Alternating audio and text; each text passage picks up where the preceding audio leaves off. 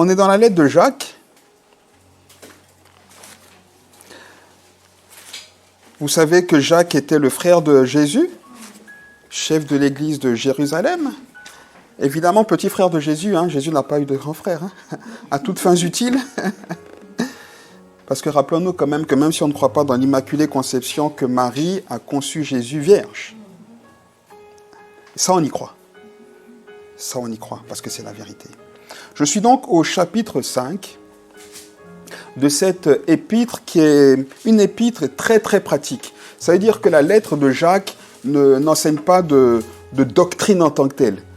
C'est une épître, une lettre vraiment très très pratique et elle fait partie des lettres dites, on les appelle les lettres catholiques, mais catholiques dans le sens universel, d'accord ? Parce qu'elles ne sont pas destinées, elles n'ont pas de destinataire précis, mais elles s'adressaient à l'Église dans son ensemble. Et vraiment, j'avoue que c'est une lettre que j'aime beaucoup et dans laquelle je vais me réfugier quand j'ai besoin vraiment d'entendre Dieu me parler pour que je puisse agir de manière très pratique. Amen. Quand je dis très pratique, ça veut dire que quand j'ai besoin de me rappeler qui est Dieu pour fortifier ma foi, je vais plutôt chercher une lettre de Paul qui va me rappeler ce que Jésus a fait pour moi, ça va fortifier ma foi, ça va me pousser vers l'adoration. Mais quand je cherche une solution devant un problème, devant un obstacle, j'ai envie de dire, une difficulté, et que j'ai besoin de quelque chose de très pratique, c'est plutôt dans ce type de lettre-là, et notamment dans la lettre de Jacques, que je vais chercher. Amen. C'est Jacques notamment qui dit que si on a besoin de sagesse, qu'on la demande sans douter. Et toutes ces paroles-là sont des paroles très pertinentes qui sont d'un grand réconfort dans nos foi. Amen. Ici donc, l'apôtre Jacques nous dit, à partir du verset 13, quelque chose d'assez intéressant. Il nous rappelle avec beaucoup de simplicité que si quelqu'un parmi nous est dans la souffrance, il faut qu'il prie. Ensuite, il dit que si quelqu'un est dans la joie, qu'il chante des cantiques. Au verset 14, il dit « Quelqu'un parmi vous est-il malade ?» Qu'il appelle les anciens de l'Église et que les anciens prient pour lui en loignant d'huile au nom du Seigneur. Au verset 15, il nous dit que la prière de la foi sauvera le malade et le Seigneur le relèvera et s'il a commis des péchés, il lui sera pardonné. Verset 16, « Confessez donc vos péchés les uns aux autres et priez les uns pour les autres afin que vous soyez guéris. » Jacques ajoute que la prière fervente du juste a une grande efficace. Verset 17, « Élie était un homme de la même nature que nous. Il pria avec instance pour qu'il ne plût point, et il ne tomba point de pluie sur la terre pendant 3 ans et 6 mois. Puis il pria de nouveau, et le ciel donna de la pluie, et la terre produisit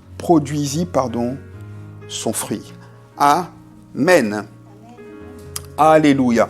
Avant d'aller au cœur de mon message de ce matin, j'avais quand même envie, et c'est pour ça que je les ai lus, qu'on se remémore ces premiers versets, les versets 13 et 14, et toutes ces recommandations qui sont toutes simples, mais qu'on oublie parfois. C'est tellement simple finalement qu'on oublie. Et j'aime bien, parce que toujours la louange est conduite. Toujours la louange est conduite. Pourtant, vous savez bien que jamais je choisis un cantique, à part si j'en ai dans le cœur, mais ça arrive très rarement que j'en impose, parce que, voilà, je crois dans l'action de Dieu. Et ce matin, on a à nouveau chanté, je t'invoquerai, on a à nouveau chanté que le Seigneur doit nous apprendre à marcher sur l'eau, etc. Vous en souvenez ? On l'a chanté dans ce cantique extraordinaire. Et c'est des choses qui sont tellement simples qu'on oublie de les faire. Jacques dit, « Quelqu'un parmi vous est-il dans la souffrance ? Eh bien qu'il prie. » De la même manière, quand Jésus était dans cette barque, marchait sur l'eau, et que les disciples étaient troublé à cause du fait que ça tanguait et qu'il voyait quelque chose qui ressemblait à un fantôme, et qu'ils discutaient entre eux, et qu'il a dit, c'est moi, ne craignez rien, et que Pierre a pris l'initiative de dire, Seigneur, Maître, si c'est toi, fasse que je marche. De la même manière, quand on se retrouve dans des troubles comme ça, il ne faut pas qu'on oublie de crier à Dieu pour qu'il se rappelle de nous. Si Pierre n'avait pas dit, Seigneur, est-ce que c'est toi, fasse que je marche, il ne serait jamais venu sur l'eau. Et peut-être même qu'ils auraient coulé, parce que vous imaginez, ils étaient toujours dans le trouble en train de se battre. Non, peut-être, Et souvent, c'est nos propres craintes et nos réactions face aux craintes qui nous coulent. D'ailleurs, on dit que quand on est dans l'eau et qu'on a tendance à se noyer, la meilleure chose à faire, c'est quoi? C'est de rester tranquille. Parce qu'on remonte naturellement. Mais qu'est-ce qu'on fait, nous? C'est de se battre contre l'eau. Et c'est pour ça que ce matin, j'avais juste envie de replacer cette réalité toute simple devant nous et dans nos cœurs. Est-ce que tu passes par une souffrance? Si c'est le cas, prie. Simplement. Cherche pas midi à 14h. Tu passes par une souffrance? Prie. Ensuite, il dit, quelqu'un est-il dans la joie? Qu'il chante des cantiques. Et j'aime bien cette association de deux choses, la souffrance et la joie qui produisent des actions, parce que Jacques nous rappelle que quelles que soient les circonstances de vie qu'on traverse, Christ doit rester au centre, au cœur de nos vies. C'est pas pour un rien qu'on a eu à cœur d'appeler ce ministère Christ au cœur, parce que Dieu doit rester au cœur de nos vies. Quoi qu'il arrive, quoi qu'on fasse, quoi qu'on pense, quoi qu'il se passe. Des fois, je repense à Jonas, qui s'est fait avaler par ce poisson géant, qui a quand même eu, alors qu'il n'y pensait pas du tout, après avoir été avalé par ce poisson, j'ose même pas imaginer comment est-ce qu'il a vécu dans le vent. Enfin bref, il n'était pas mort, Dieu merci. Mais là, au fond de ce poisson, il a quand même crié à Dieu. Et quand il a crié à Dieu, là, dans le ventre du poisson, Dieu l'a sorti. Encore faut-il qu'on y croie. C'est ça. Parce que parfois, souvent, quand on ne le fait pas, c'est parce que peut-être on ne croit pas que Dieu peut vraiment nous aider. Parce que si on y croyait, on crierait tout de suite « Aide-moi » Comme Bartimée, qui a entendu les bruits, qui a juste demandé « Mais qu'est-ce qui se passe ?» On lui a dit « Mais c'est Jésus qui passe. » Il dit « Quoi ? Le fils de... Seigneur, fils de David !» Bartimée n'a pas cherché midi à 14h. Dès qu'il a entendu, il savait que Jésus était le seul qui pouvait le guérir. Et qu'est-ce qui s'est passé? Il a crié à Jésus. Alors parfois, je me dis, si on ne crie pas à Jésus, c'est parce que c'est peut-être pas notre solution première. Il n'est peut-être pas le premier choix quand on a besoin d'une solution. Mais la bonne nouvelle ce matin, c'est que Jésus déteste être le deuxième choix. Et il a raison. Et il a raison. Et donc la bonne nouvelle, c'est que c'est à nous de travailler, de faire en fonction, de faire en sorte que Jésus devienne naturellement le premier choix. Et c'est pour ça aussi qu'on fait cette prière tellement difficile en disant « Seigneur, repousse les limites de ma foi ». Parce que c'est uniquement quand les limites de ma foi sont repoussées, quand je suis confronté à mes peurs, à mes craintes, à mes limites, que je crie à Dieu. Et plus je le suis, plus je crie à lui et plus je m'habitue à crier à lui. C'est aussi ce que Jacques dit.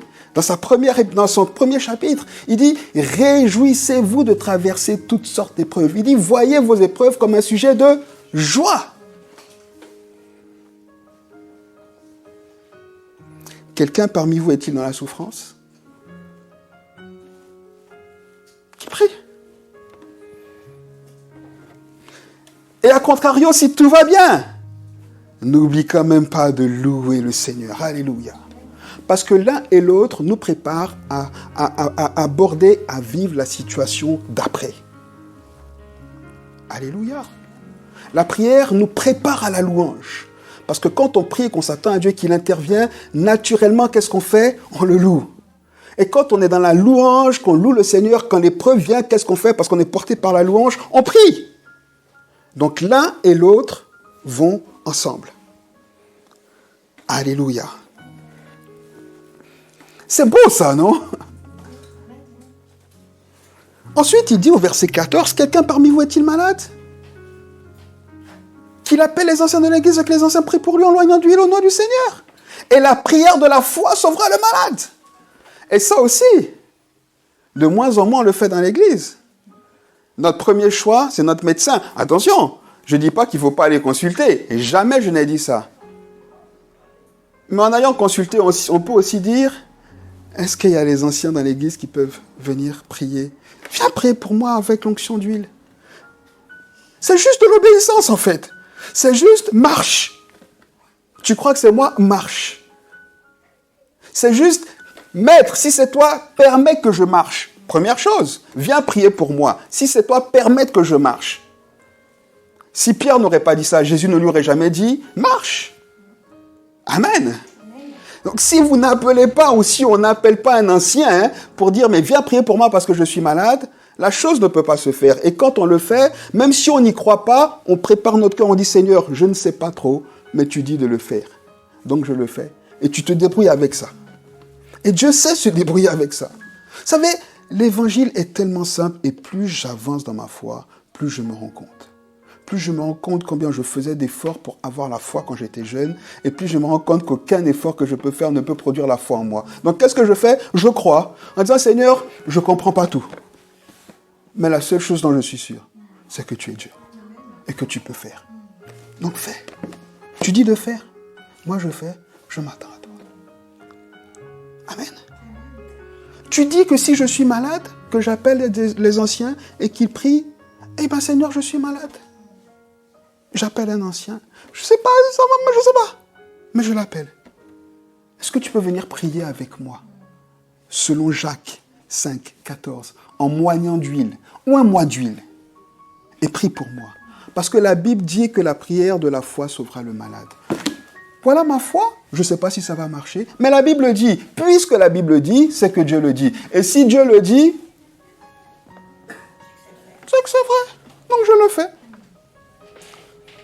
Quand je vous disais que cette épître était une des plus pratiques, c'est tellement pratique en fait qu'on ne le fait plus. C'est tellement simple. Et quelqu'un me dira, oui, mais bon, pas si simple que ça. Si, c'est parce qu'on complique que c'est plus aussi simple que ça. C'est parce qu'on raisonne, oui, mais bon, tu vois bien, il faut peut-être que je... Non. Avez-vous vu des virgules, des parenthèses, des astérisques, des petits mots à côté pour dire dans telle situation, dans quel cadre, etc. Jacques n'a pas dit ça. Jacques n'a pas fait un mode d'emploi à cette phrase-là, à cette déclaration. Il n'a pas dit, si quelqu'un est malade, qu'il appelle les anciens de l'église, etc. Attendez, voilà le petit mot d'emploi en plus, pour bien comprendre tout ce que vous devez faire avec ça. Non. Mais nous, le mot d'emploi, on le crée. On le crée. Et quand on commence à dire, fais-le, dit, attends. Oui, mais tu vois, il y a le mode d'emploi. Il y a ces conditions-là, il y a ça. Dieu, qu'est-ce qu'il fait? Il ferme ses affaires et puis il part. C'est simple. Dieu est simple. L'action de Dieu est simple.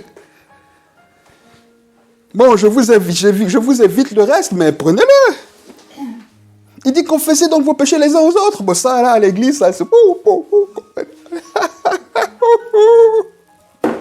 Encore au pasteur, ça va encore. Mais les uns les autres, viens, j'ai un truc à te dire. Quoi? Dites-moi, qui penserait à ça?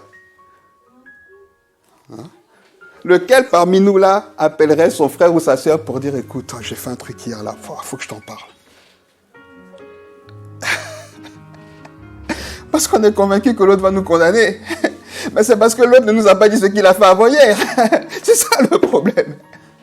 Pourtant, la Bible ne dit pas confesse tes péchés à ton frère. Non, il dit confessez donc vos péchés les uns aux autres. On est à égalité là. Ah, toi, tu as fait ça, mais moi, j'ai fait. Ah, mais c'est pas pire, c'est pas mieux. Moi, j'ai fait ça. Toi, bon, mettons ensemble. Et qu'est-ce qu'il dit ensuite? Il dit ensuite priez les uns pour les autres. Afin que vous soyez guéris. Mais ici, je crois de tout mon cœur que si Jacques pensait à la guérison physique, il pensait aussi, en tout cas, je le prends comme ça pour nous aujourd'hui, à la guérison de l'âme. Parce que ça ronge de porter le poids d'un péché, quel qu'il soit, même le plus petit. Ça ronge, ça détruit de ne pas pouvoir en parler à quelqu'un. Alors on en parle à Dieu, c'est vrai, mais je vous l'ai déjà dit que parfois le Seigneur dit, pour être complètement libre, c'est pas que je te libère pas, mais c'est pour ça qu'il dit ici, il dit tu as besoin d'aller en parler à quelqu'un. Moi je t'ai écouté, mais il faut que tu te confies à quelqu'un. Parce qu'il faut que quelqu'un soit ton gardien. Et tu es le gardien de mon frère, voilà. C'est en se parlant les uns les autres. C'est comme ça. Et qui n'a jamais, je vous mets au défi, qui n'a jamais demandé pardon un péché pour Dieu? Mais c'est pas qu'on se sent pas pardonné, mais qui n'a pas quand même éprouvé le besoin d'en parler à quelqu'un. C'est pas que Dieu nous pardonne pas. Parce qu'au final, c'est ni l'un ni l'autre qui nous pardonnons les uns les autres. C'est pas écrit ici. Il n'a pas dit et vous serez pardonnés les uns les autres. Non, il dit et vous serez guéris. Parce que Dieu nous pardonne, mais on porte quand même encore la maladie, le poids du... Parlez les uns les autres et vous serez guéris. Parce que c'est quand vous parlez les uns les autres, quand vous confessez les uns les autres, que moi, finalement, je peux apporter la touche finale à mon action, à mon œuvre de libération. Là encore, c'est simple. Faut-il encore le faire?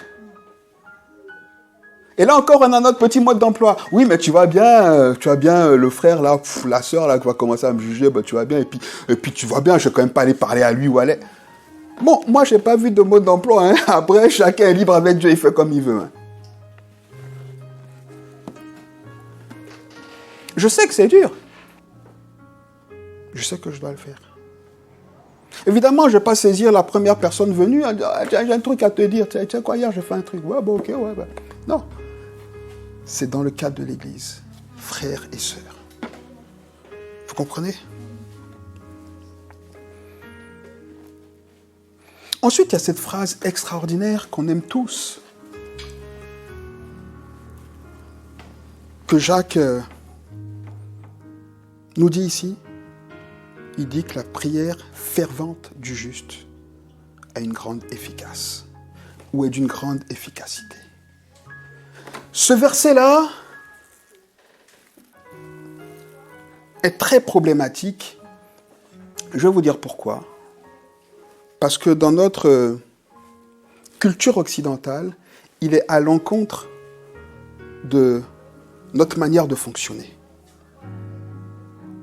Au point où certaines versions ont enlevé un mot. Le mot fervente. Dans Louis II, c'est dit « La prière fervente du juste a une grande efficacité ».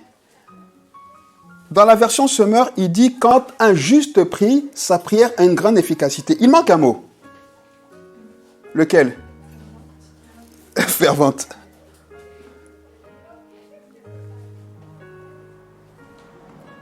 La question, c'est de savoir si il est dans les textes originaux.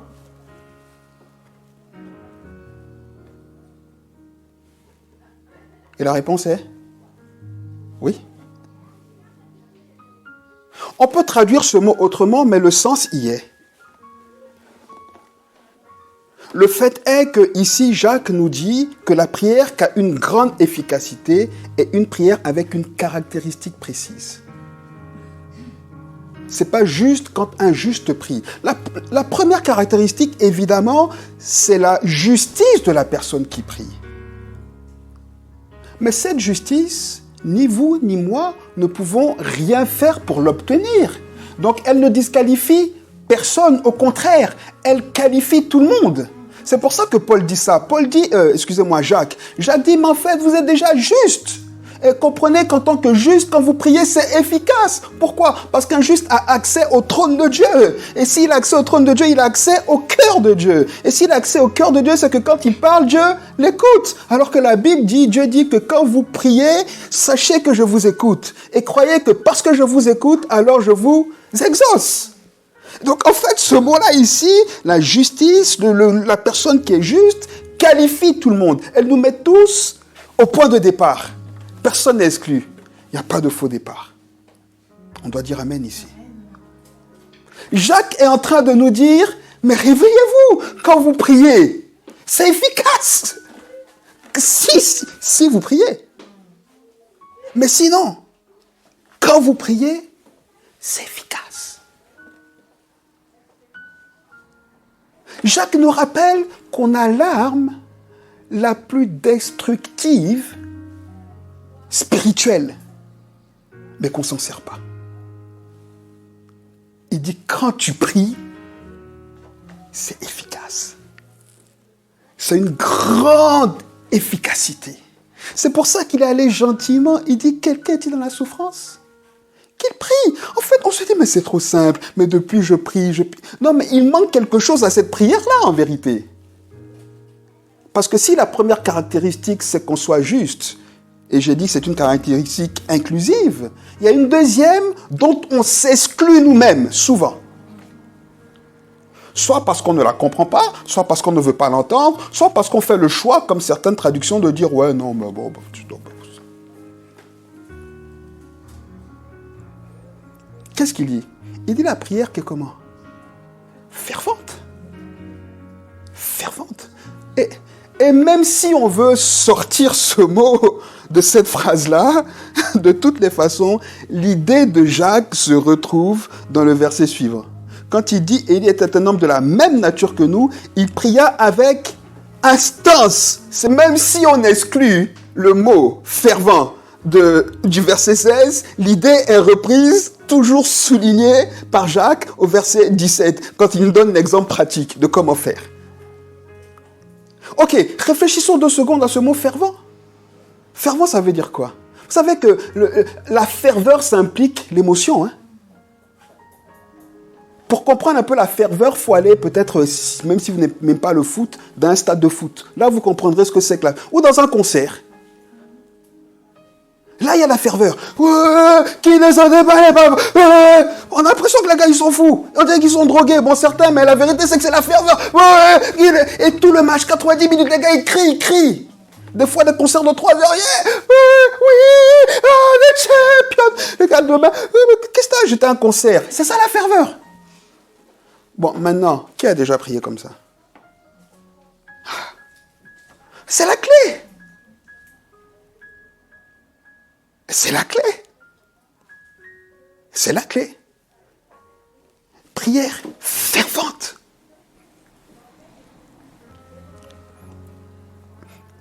Élie a prié avec instance.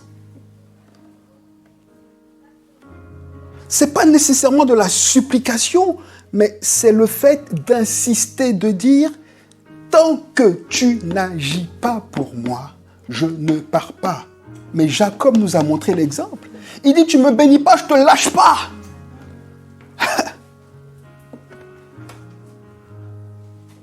Mais parce que Jacob avait besoin de cette bénédiction. Cette bénédiction était vitale pour la suite de la vie de Jacob. Donc ma question, est-ce qu'on passe vraiment par la souffrance?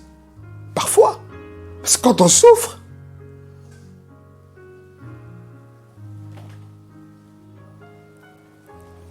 regardez, il dit, Élie était un homme de la même nature que nous. Voilà l'exemple que Jacques nous donne. Élie est un tellement bel exemple, parce que déjà, quand on pense Élie, personne ici n'aura la prétention de dire « moi je suis comme Élie ». Forcément, parce que quand on connaît l'histoire d'Élie, on dit « non mais le gars, il était trop bizarre ». Il était trop bizarre. Le gars, le Seigneur le pousse, il va vers un lac, les corbeaux viennent lui donner... Vous vous rendez compte? Les corbeaux viennent lui donner du pain. Ils allaient chercher où ce pain? Des fois, on se dit « non, bah attends, Élie, il y a des choses... » Ouais, Seigneur, je crois, mais ça doit être une image en fait. Non. Parce que les corbeaux lui ont donné du pain, la Bible dit qu'il a bu à la source de l'eau, et comme il y avait la sécheresse et tout, l'eau, il n'y en avait plus. Donc il a dû se déplacer. Donc quand on pense Élie, on se dit, non mais, il y a Élie, et puis bon, nous on est...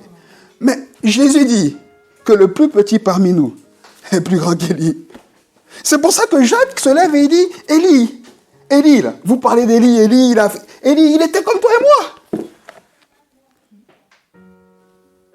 Et là, il dit, bon, attends, si tu crois que c'est faux, regarde un peu. Regarde un peu. Rappelez-vous, j'en ai déjà parlé. Après le plus grand miracle d'Élie. Regardez déjà, j'aime bien Élie parce que déjà, quand il va défier les prêtres de Baal et d'Astarté, et qu'il commence à crier « Baal, Baal !» Et Élie est taquin, il est moqueur. C'est pas méchant, mais être taquin. Il dit oh, c'est bon là. Peut-être qu'il dort là. Mais il était comme vous et moi. Élie n'est pas, oh Seigneur éternel, joie jour et matin et soir, éternel, Non. Il était comme vous et moi. Il rigolait. Il vivait. Il s'amusait. Mais il aimait Dieu. Mais Dieu était au centre de sa vie. Voilà la différence. Sinon, il était comme vous et moi. Et pourquoi Jacques prend l'exemple d'Élie? Il y a plusieurs personnes qui ont prié pour faire des choses extraordinaires.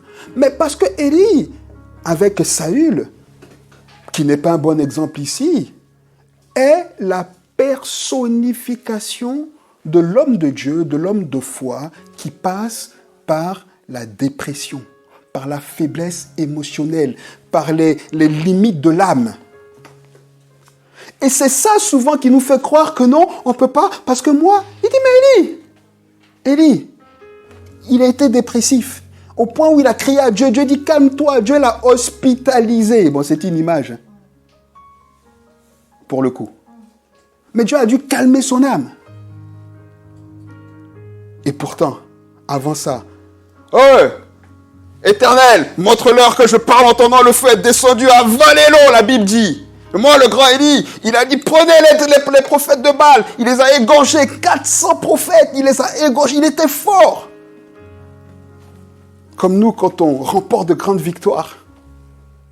Jézabel dit, tu sais quoi, Élie? Demain, si je ne t'ai pas fait ce que tu as fait à ces prophètes-là, je ne suis pas Jézabel. Élie devient fou. Il court comme nous.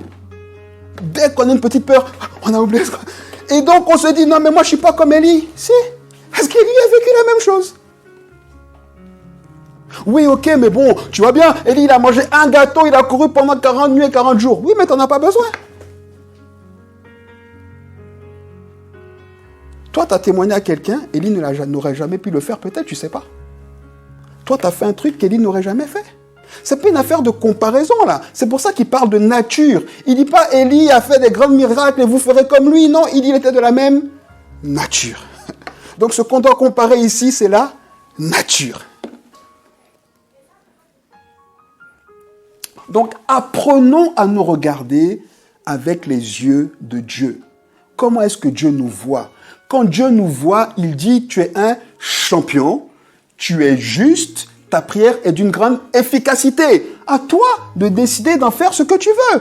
Moi, vraiment, j'ai vraiment de la peine à voir comment nous, les chrétiens, on est petits dans nos rêves, on est petits dans ce qu'on pense Dieu. C'est-à-dire qu'on est toujours marqué par cette notion d'évangile, petit évangile, dans ma petite église, un peu de pain. Non! Non! Vous croyez qu'Élie est arrivé en disant, je suis le petit prophète, ramenez-moi quelques prophètes de Baal, et peut-être que... Non! Il est arrivé, il dit, hey, je suis seul, vous êtes 400, appelez-les, on verra. Mais en fait, c'est pas de l'orgueil. C'est une compréhension, une connaissance de sa position. De comment est-ce que Dieu le voit. D'ailleurs, quand il prie, c'est ce qu'il dit. Il dit quoi? Il dit, Seigneur, montre-leur que tout ce que je fais, c'est par ta parole. C'est pas de l'orgueil. Mais nous, non. Petite église, une petite... Et on est marqué même dans notre adoration, donc dans notre offrande. On fait des petites offrandes. Dans beaucoup d'églises, une offrande se limite à des piécettes. C'est pour ça d'ailleurs que nous condamnons un peu, nous les évangéliques. On encourage à donner au moins 10%. Plus ou moins. Ah, c'est trop, mais vous vous rendez compte, c'est des escrocs. Ah ouais. Moi, j'ai dépensé des centaines d'euros, voire des milliers en une soirée. Et puis on ne donnerait pas à Dieu. On ne donnerait pas à Dieu. On ne donnerait pas à Dieu. Tu as claqué je ne sais pas combien d'euros dans je ne sais pas quoi là. On va dire quoi, allez, une belle voiture. Tu vois, boum, elle se casse. On ne donnerait pas à Dieu. Vous comprenez? Pourquoi? Parce que c'est la manière dont on voit Dieu, et comme c'est comme ça qu'on voit Dieu, c'est comme ça qu'on se voit, et donc finalement, Dieu n'est pas notre réponse première. On va se retourner vers l'assurance. Parce que l'assurance, ça marche toujours. Une assurance, elle peut tomber. Dieu, il ne peut jamais tomber. Vous comprenez? C'est une manière, une compréhension. C'est pour ça que Jacques dit, hey, réfléchis 2 secondes. Regarde un peu à qui tu es. Ne le fais pas avec orgueil. Mais regarde comment Dieu te voit. Dieu dit, tu es juste. Et quand tu pries, il ne dit pas quand tu flammes, quand tu fais le malin. Non, attention, c'est pas ce qu'il a dit. Il dit, à cause de qui tu es, quand tu pries, c'est efficace. Donc prie. Donc prie. Mais prie comment? Avec instance. Ok, je vais finir avec cette pensée parce que quand je lisais ce texte, je me disais, mais je ne vois pas où Élie prie pour que le ciel se ferme, et où est-ce qu'Élie prie à nouveau pour que l'eau revienne. Donc, en fait, je dis, mais est-ce que Jacques a un texte extra-biblique? Est-ce qu'il a... Bon, la Bible ne le dit pas, on ne sait pas où c'est que Jacques... Mais donc, quand même, j'ai essayé de me battre un peu avec le texte. Je dis, mais Seigneur, explique-moi, parce que vraiment, ouais, tu dis, il a prié encore, mais... Parce que quand on regarde le texte, on ne pourra pas tout lire, mais on va regarder 2-3 petits passages quand même, pour ne pas parler dans le vent, on va aller directement dans 1 Roi, à partir du chapitre 17. Donc ici, dans 1 Roi, c'est l'introduction du cycle d'Élie. Et le texte commence en disant, Élie le Tishbite, l'un des habitants de Galade, dit à Akab, l'Éternel est vivant, le Dieu d'Israël dont je suis le serviteur. Il n'y aura ces années-ci ni rosée ni pluie, sinon à ma parole. Bon, on ne voit pas Élie prier. Il lui donne une information. On ne voit pas Élie dire, Seigneur, je prie qu'il n'y ait plus d'eau. En fait, c'est même pas, si vous voulez, comme quand il va devant les prophètes, où il dit, ramenez les taureaux, et quand même, Élie parle à Dieu, là. Ok, il prie, il fait une prière quand même là, pour que quand le feu descend. Là, rien. Il vient, il dit à Akab, il dit, il n'y aura pas d'eau. Mais où est-ce qu'Élie a prié? Mais pour comprendre là, justement, en se battant un peu avec le texte, on comprend, il faut voir le contexte. Première chose, on sait qu'à cette époque-là, Akab et sa femme Jézabel assassinaient les prophètes. Oui ou non? On le sait. On va regarder vite fait, ici, quand Élie, au chapitre 18,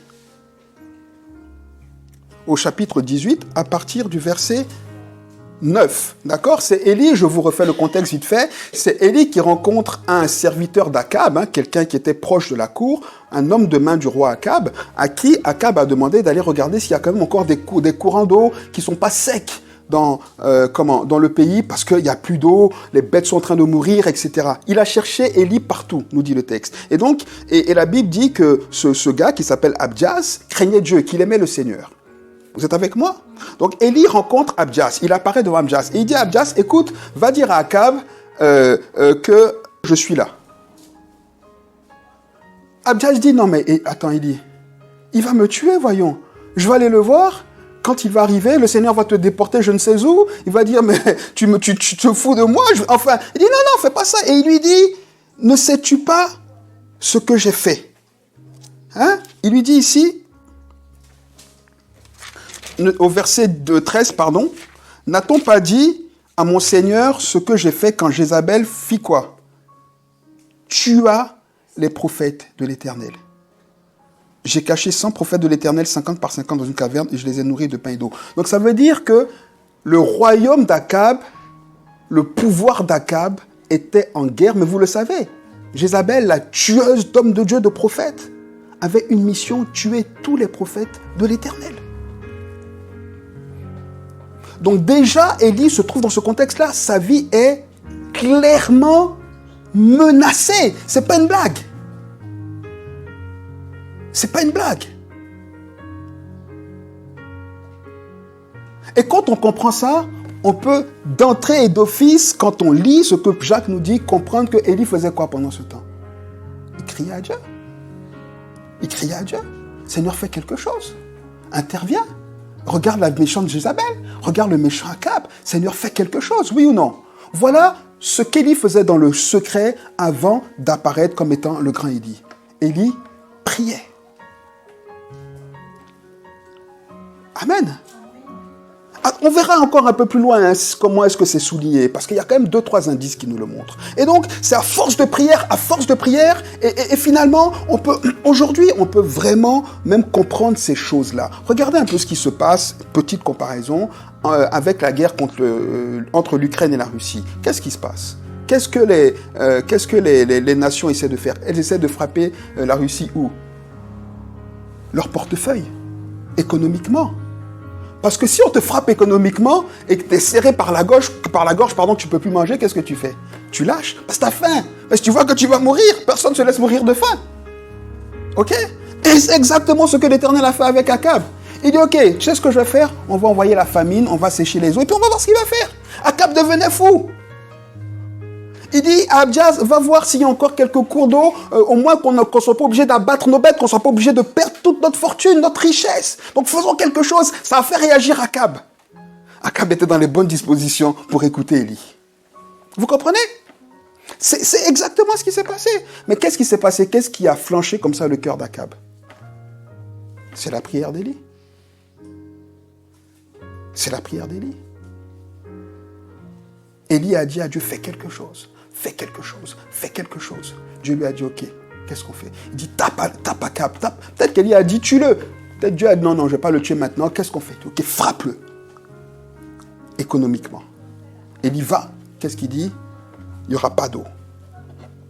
Et quand on lit le texte, on voit que Akab était tendu avec cette situation, mais qui ne le serait pas ? Qui ne le serait pas ? Il était tendu. Ok ? Donc voilà le contexte qui nous permet de comprendre que Élie a prié comment ? Avec instance.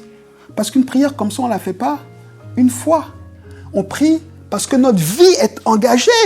Quand ta vie est engagée, si tu es face à quelqu'un avec un pistolet et que tu as encore le réflexe de crier à Dieu, mais là, tu auras le don de parler en langue si tu ne l'as pas. Hein? Ah, je te le garantis. Hein? Si tu as le réflexe de crier à Dieu, hein? Parce qu'il y en a qui ne vont pas crier à Dieu, il y en a qui vont essayer de parler essayer par leur propre force, vous savez.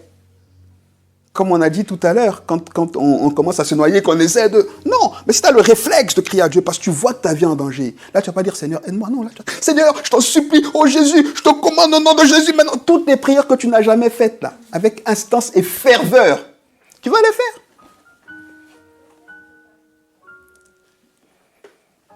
On est tous passés par un moment comme ça. On a prié plus que jamais et comme jamais. J'espère.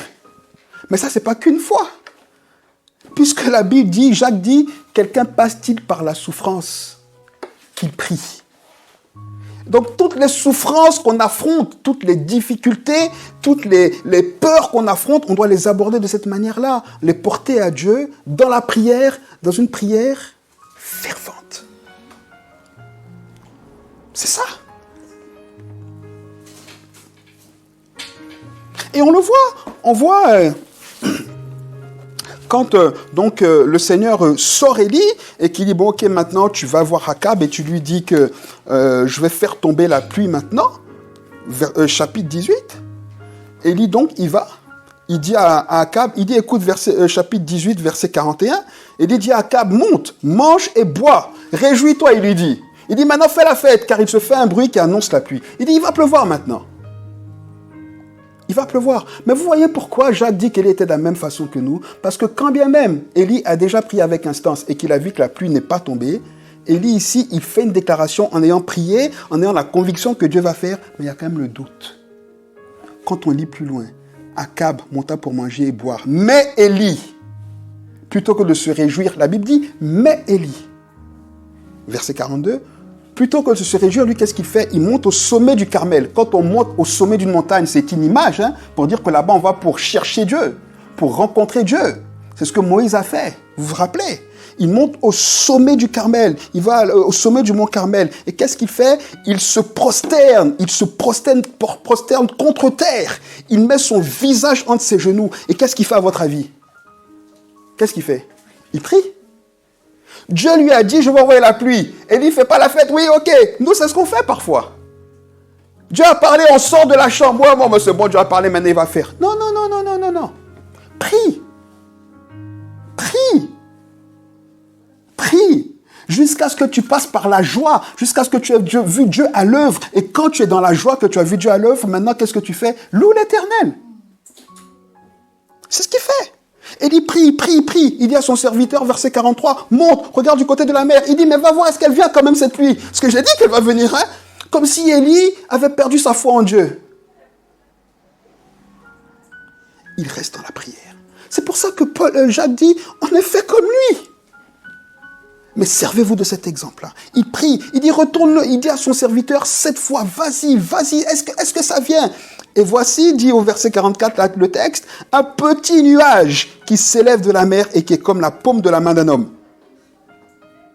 Élie dit, monte, et dit à Akab, attelle et descends afin que la pluie ne t'arrête pas. Un petit nuage a suffi. Élie, maintenant, sa foi est déclenchée. Il n'a pas dit, non, mais j'attends quand même. Vous comprenez? Vous comprenez? C'est dit qu'il était dans la tension entre la foi et le doute. Mais quand il voit Dieu agir, il sait reconnaître la main de Dieu aussi. Il ne reste pas dans le doute. Vous comprenez? Il voit ce petit nuage, petit comme une main. Il dit, maintenant, cours, va dire à Akab que c'est bon, ça vient. Amen ou pas? Donc, Élie était comme nous. Comme nous. Il était au point de départ comme nous, parce qu'il était juste comme nous. Et même nous, on n'est plus juste qu'Élie, parce que nous, on est justifiés par Christ Jésus. Amen. Élie n'était pas justifié par Jésus. Nous, on est justifiés par Jésus. Donc, notre prière est plus efficace que celle d'Élie. Parce qu'il dit la prière du juste. Celui qui est passé par la justification de l'œuvre de Jésus à la croix. Voilà qui on est. Voilà l'arme qu'on a et dont on ne se sert pas.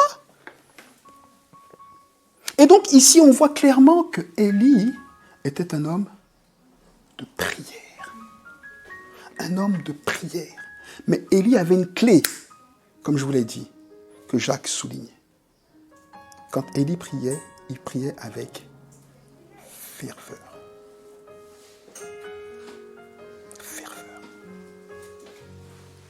Je ne vous parle pas des fervents, vous savez. Je finis avec cette image-là. Quand on va dans un stade ou dans un concert, il y a les fervents. Il y a ceux qui aiment le jeu ou la musique. Mais l'équipe, il ne la supporte pas trop. Il vient pour le foot. Il y a ceux qui aiment la musique. Bon, ben c'est de la musique. Je ne suis pas forcément fan de pop, mais c'est de la bonne musique. Il y a les fans fous de pop. Il y a les fans fous de l'équipe qui joue. Les deux sautent. Mais ils ne sautent pas de la même manière. Ils ne sautent pas de la même manière. Vous comprenez? Aux yeux, comme ça, on va dire, c'est deux fervents supporters, deux fervents participants au concert. C'est pas la même chose. C'est pas la même chose. Ce qui fait la différence, c'est ce qui les motive. Ce que nous, on ne voit pas, mais ce que Dieu regarde. C'est ça. C'est ce que Dieu regarde. Quelqu'un sera dans la ferveur en criant, obligé de l'embêter. Vous savez, comme cette femme qui allait voir ce juge inique. C'est ce que Jésus dit. Priez avec ferveur. J'ai quand même cette notion d'instance, d'insister, de persévérance, d'embêter Dieu, de remplir les oreilles de Dieu de notre quête, de tirer.